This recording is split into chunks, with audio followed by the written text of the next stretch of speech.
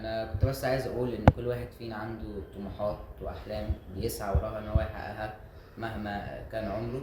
وانا كان ليا تجربه يعني حلوه قوي ولذيذه قوي في كورس تقديم النشرات مع الاستاذه ايه عبد الرحمن. بصراحه الكورس كان لذيذ قوي. والاستاذه علمتني او حسنت ادائي قدام الكاميرا.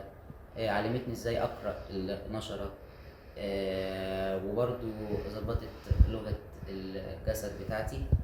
فبحب أشكرها جدا على مجهودها معايا وعلى المهارات اللي هي قدمتها لي.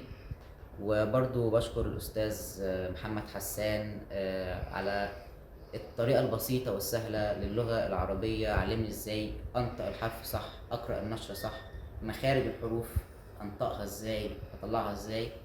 فبصراحة بشكره جدا لأن هو أضاف ليا يعني حاجة حلوة أوي هتفيدني بقية حياتي عموما. وبس أنا يوسف، عندي 15 سنة، محدثكم من كلية الإعلام جامعة القاهرة.